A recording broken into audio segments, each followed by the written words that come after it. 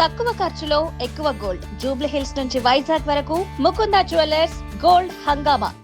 Amaravati parliament లో bill pass అయిందన్నమాట. అయితే జగన్మోహన్ రెడ్డి గారు రాష్ట్రానికి అసలు అమరావతి అవసరం లేదు, రాజధాని అవసరం లేదు అంటున్నారు. మీ అభిప్రాయం ఏంటన్నా దీనిపైన?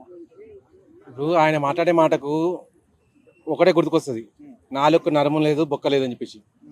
అది మాట్లాడే మాటకు వీపు మూతం అవుతుందని చెప్పేసి. ఆయన ఏదో ఒకప్పుడు సీఎంగా చేసిండు, తప్పించుకొని బెంగళూరులో ఉంటుండు, కర్ణాటకలో ఉంటుండు. ఆయన పరంగా బాగానే ఉంటుండు. ఆయన కార్యకర్తలను ఇదే మాట అడిగితే వాళ్ళు ఎక్కడ మొక్కలు పెట్టుకుంటారు? అయ్యా మీ సీఎం గారే 3 రాజధానులు కావాలని చెప్పింది కదా, మరి అప్పుడు ఏమైంది? అప్పుడు ఏమని ఆయన 3 రాజధానులు కావాలని చెప్పి అన్నారు. అప్పుడు తెలియలేక అన్నాడా, లేక అది తెలియతాడు అన్నారా? ఇప్పుడు ఒక్క రాజధాని చేస్తామంటే ఆ ఒక్క రాజధాని కూడా వద్దని చెప్పి అంటారంటే ఏది ఉన్నా కానీ టీడీపీ ప్రభుత్వాన్ని వ్యతిరేకించాలని చెప్పి మాట మాట్లాడుతుంది. అందులో అర్థపార్థం అనేది ఏది లేదు. ఇప్పుడు రాజధాని లేకుండా పనులు అనేది ఎలా జరుగుతాయి? ఒక చిన్న ప్రశ్న, ఒక రైతైనా కానీ తనకి ఏదైనా అవసరం వచ్చింది, లేకపోతే తన పొలం మీదనే ఏదో ఎరువులు అవసరం పడ్డాయి, లేదా ఇంకెవరైనా కబ్జా చేసిండ్రు, ఎక్కడ పోతాడు? పోలీస్ స్టేషన్కి పోతాడు. పోలీస్ స్టేషన్కి పోయి కంప్లైంట్ ఇస్తాడు. వాళ్ళు ఏమంటాడు? నువ్వు కోర్టుకి వెళ్ళాడు. కోర్టు ఎక్కడ ఉండాలి?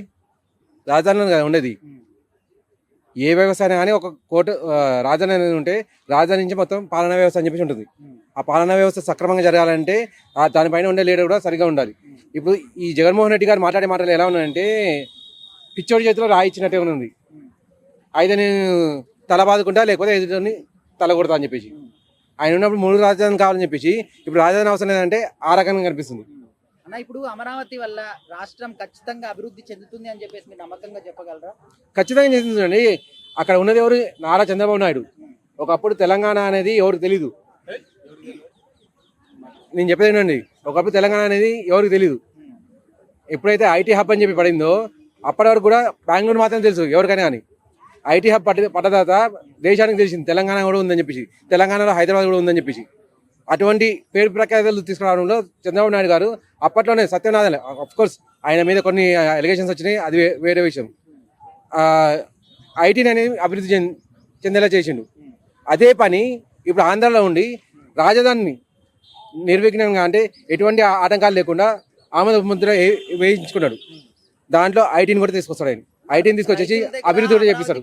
భూములు లాక్కొని చాలా కుంభకోణాలు చేస్తున్నారని చెప్పేసి కూడా ఆరోపణలు వస్తున్నాయి.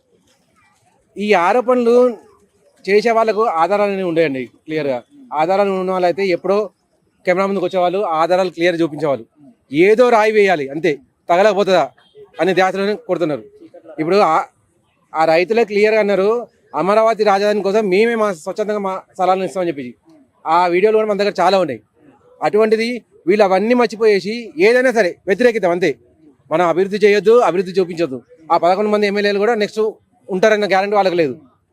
జస్ట్ రాయి వేద్దాం, అదే ధ్యాసలో తిరుగుతున్నారు వీళ్ళు అంతే తప్ప అభివృద్ధి అనేది కానీ, రాష్ట్రం అభివృద్ధి చెందాలని చెప్పి కానీ, రాష్ట్రంలో ప్రజలు బాగుపడాలని చెప్పి కానీ వీళ్ళకైతే అనిపించడం లేదు.